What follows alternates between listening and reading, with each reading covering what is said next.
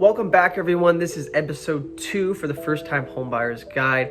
Thank you for watching this video. I hope this is going to give you a lot of value, save you a lot of heartache, a lot of headache before we start purchasing or going out and looking at our properties. So we're going to start with number 2. This is episode 2. The question is, what can I afford? What can I actually afford? And we're going to break this into 2 components for this episode 2. Number 1, the first component, we're going to say, what can we afford financially? What can we actually afford? What will the bank lend us to purchase that property? So the only way we're going to figure that out is either going to the bank or going to a mortgage broker or mortgage specialist, and they're going to give us the information. They're going to ask us personal questions to see what we can afford. You know, it's sometimes a little bit, nervous, giving these people these information. They're going to want to know what your income was for the last 2 to 3 years, especially if you are, a small business. It's a little harder as well.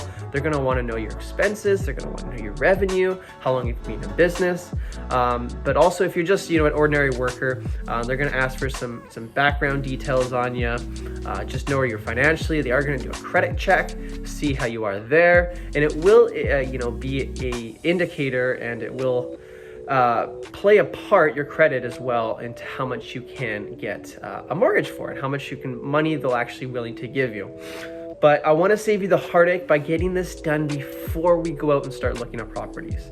Let me say that again. Before you go look online, even though I know it's so much fun to look online and find the perfect place, please see what you can get a mortgage for first.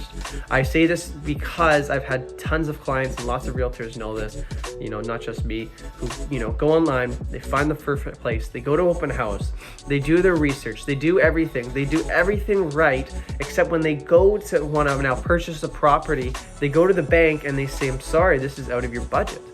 And now, after talking about it and telling people that this is a dream home and getting all excited about it, unfortunately it comes crashing down. And just because they didn't do that simple check first and get that pre-approval, that a pre-approval will set out how much you can get, how much you can afford, what price point. It'll determine the down payment required. It'll determine the interest rates. You have all these things locked in. It also gives you some other terms that you can know before. But having these things right here that will help you before you go out and find that property will save you a ton of time and headaches. I recommend going to that mortgage specialist. If you don't have someone that you trust, because it is someone that you should really want to know and work with, and someone that is competent and will actually return your calls when you need them. I do have a few that I use that I think would be awesome for you guys. But anyways, like I said, that is going to be component 1. Now I want you to actually get a piece of paper and a pen out for component 2. I know it's going to be a little bit of work. I'm going to make it quick and simple, but this will actually help you with some additional cost and just some background information on what the mortgage will be and some costs with it. So please pause the video right now and let's go bang this thing out right now. All right, so we got our pen and paper. Thank you so much for doing this, by the way. I know it's not fun to, talk about numbers if you're not into this, but I promise you it's gonna save you some headache, and it's gonna give you a really good idea of what you're gonna be paying before you even purchase something, so you can be ahead of the game, no problems. But yeah, so we got our pen and paper, and now I want you to either go on your phone or your laptop, if you can, and Google Realtor.ca. Realtor.ca. So click that one. It should be a red screen, or Realtor.ca should be come up in red. Now that we're at this screen, we're gonna see, I just have in front of me, we're gonna see at the very top, there's find a home, find a realtor, and then mortgage calculators. So click mortgage calculators. The first one should be payment calculator. So we are going to be doing an example. I personally am going to be using the number $500,000 as a purchase price. But if you're looking in a range of lower than that, $300,000, $400,000, or higher than that, 700 plus, $1 million, 200, 1.2, please go ahead and push that asking price and put what type of number we're looking at, or what type of payment we're looking at. So if you're looking at typically $1 million homes or 1.2, put that in the asking price. If you are lucky and looking any between 475 to 525, 550, You can probably follow along with me because it's going to be similar at the end of the day. But we have our asking price. Now, if we scroll down, we can see our down payment. So for first-time home buyers, which is awesome, is we actually get to have a down payment between 5 and 20%. When I mean 20, you can put more if you have more cash, but typically, 5%. So on $500,000, 5% is $25,000. So you're gonna need at least $25,000 as a down payment.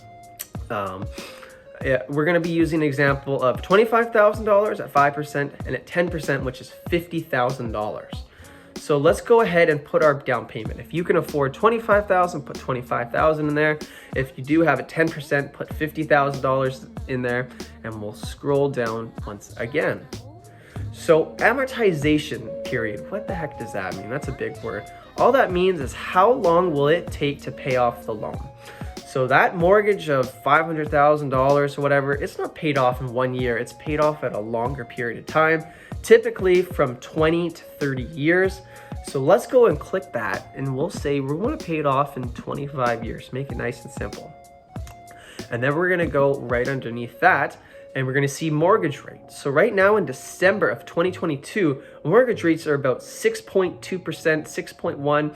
Some people have it locked in at 6%. A little bit less than that, but it's generally around that. If you're watching and if you go online and look up interest rates BC, okay, what can I get? A mortgage calculator. If they're showing 4, 5, 3%, put that in. But right now I'm putting mine it's 6% because that's what I'm actually pre-approved for right now. And then we're gonna hit, it should just come up.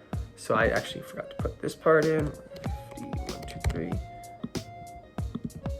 Alrighty, so if you're at my screen here at 6% or 5.8 or whatever you put in, our total mortgage payment is around $3,161 for that 5% and $2,968 for that 10%. So that makes sense that our 10%, because we pay more money, our mortgage is going to be less. It's about $193 less, I believe, than the 5%. But generally, if we're looking at something around $500,000, we can see here how much we're going to pay. For $1 million, we're going to be looking at a lot more money. You'll have it in front of you, so this just gives you a reference of what you're going to be paying approximately for your mortgage. Now I do this, and I'm going to do these additional costs here to save you. And I obviously I'm not trying to, what's the word? Not want you to purchase as a home or feel like this is a lot of pressure and a lot, of money to be paying, but I want to give you the realistic reality of what these costs are going to be. So here's some costs that hopefully you already know, but if you don't, we're going to actually go over again. So if we're going to use an examples, we're going to start off at an apartment. We're going to be having some utility costs such as electricity, gas, heat, hot water, things like the internet. So we have to pay these costs. If you're living before, at your parents' house, you're probably not used to having to pay these bills. If you're renting, you might, depends how it's structured. If you had a place before, you know how much these are going to cost. But typically for a 1-bedroom condo, you're going to pay around $200 in utility fees a month. Now that can change, of course, during the winter when you want to have that heat on, and less in the summer. Those costs can fluctuate, but let's just say $200 for the 1-bedroom.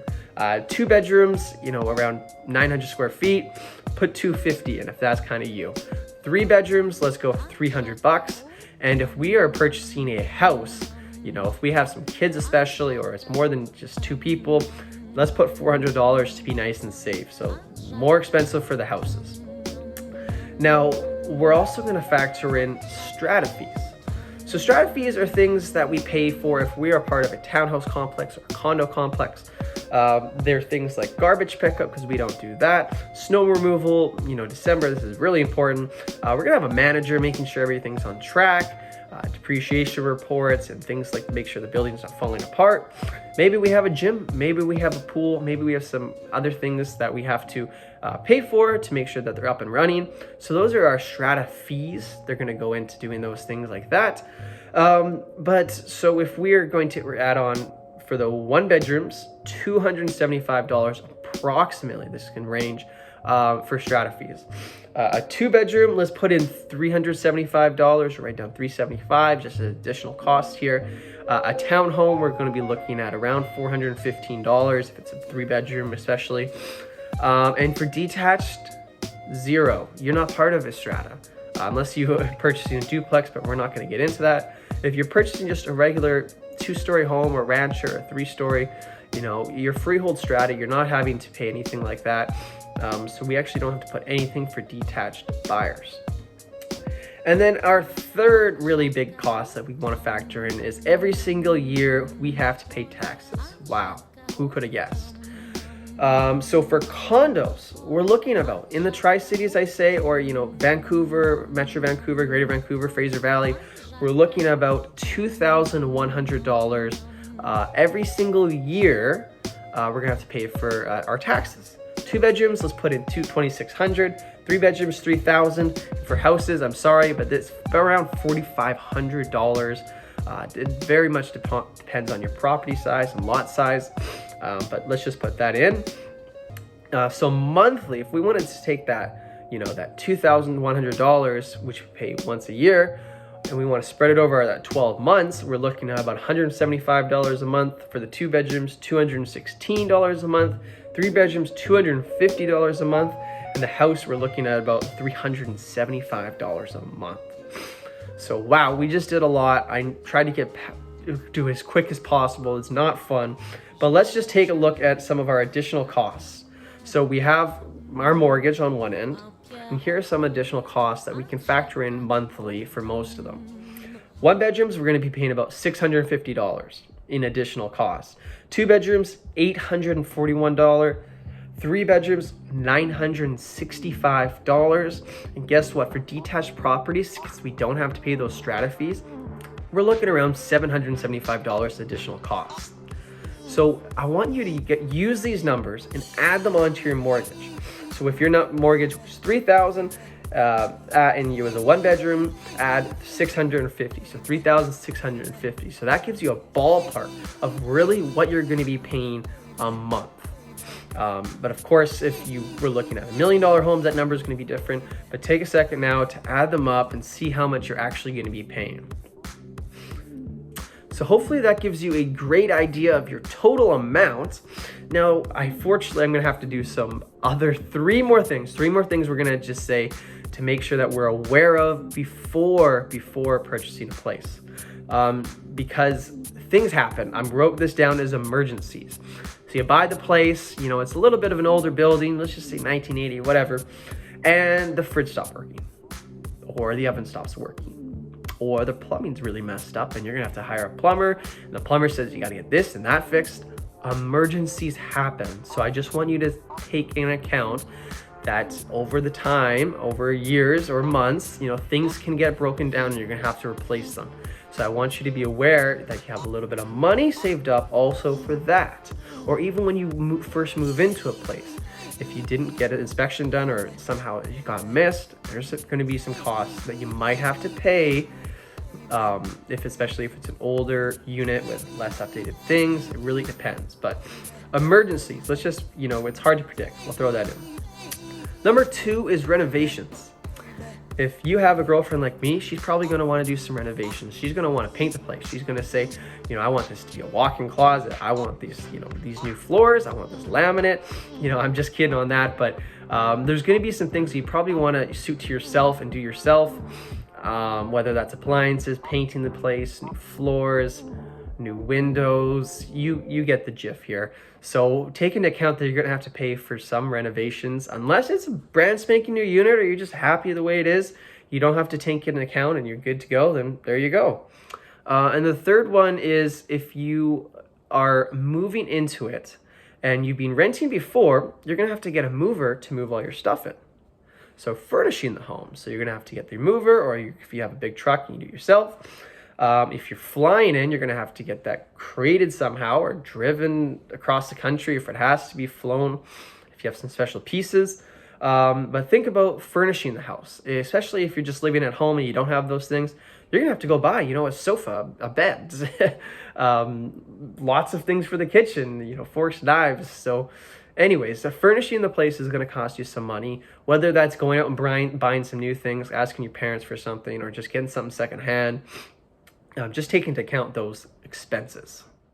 The best part about this is a realtor is going to be able to save you all this headache and do this kind of for you, or at least guide you through this. And especially on the purchase side, you don't have to pay for a realtor. $0 on the purchase side.